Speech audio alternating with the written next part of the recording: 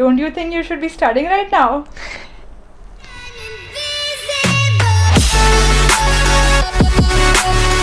Now that you're here, let us begin.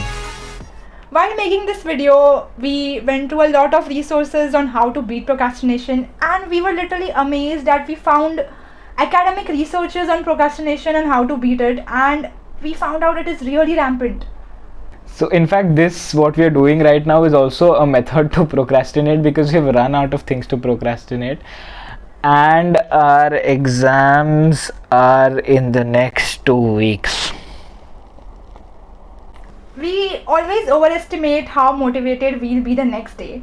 So here are the list of things that have slightly helped us beat procrastination. Slightly. And we hope that you don't save this video for later. The 2-minute rule. The strategy of a 2-minute rule is simple. It is designed for you to stop procrastination and also helps you develop new habits. I came across this rule in a Ali Abdal's video. He talked about a book named as Getting Things Done by David Allen, and I found it wonderful. So the basic 2-minute rule is, starting off a new hobby should never take more than 2 minutes. For example, you want to develop a habit of reading each day, every night before going to bed. So you can convert this into reading a page before sleeping every night. Or if you want to do a workout for an hour every day, convert this into a 2-minute rule of doing a warm-up for 2 minutes.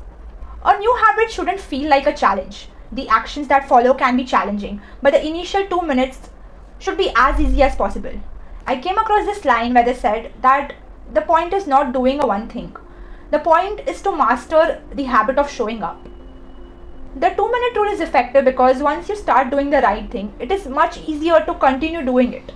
The more you ritualize the beginning of the process, the more it is easier later to slip into a deep focus that will lead to a great success.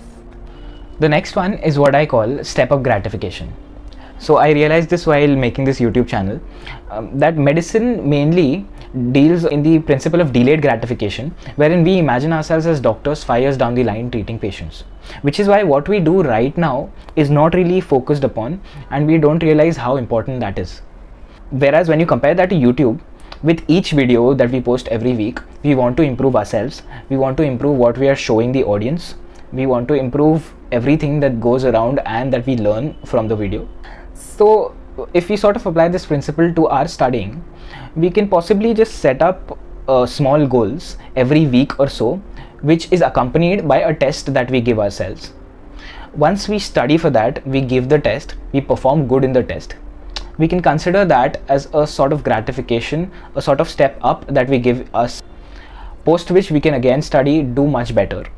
And with these small steps, we can ultimately achieve our supreme goal. रुक जाओ. तू इसको गिराने वाला है.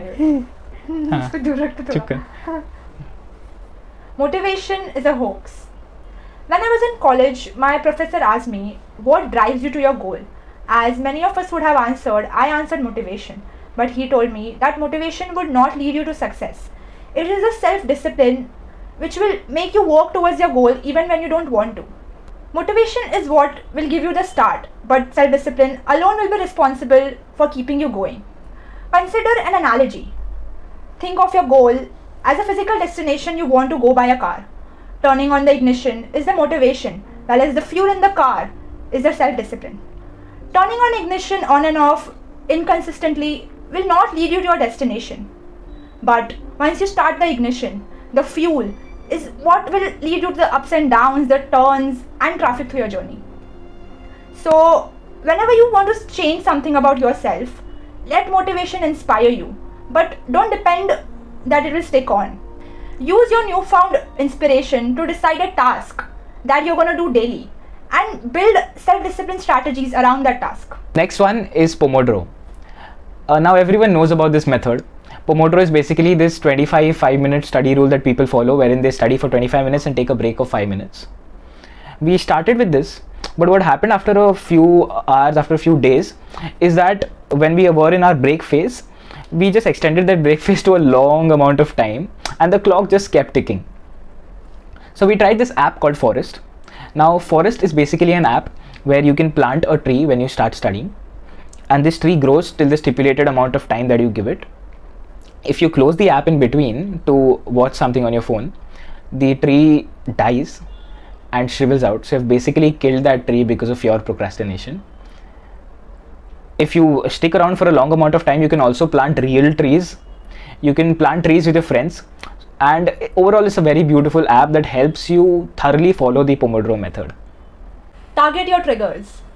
It is extremely important to develop an insight into what sets off a cycle of procrastination for you and form certain rules to manage these triggers.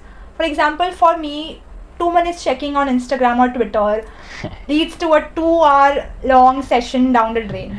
So I have considered telling my friend to change my Instagram or Twitter account password and telling him to keep it hostage till my exam is over.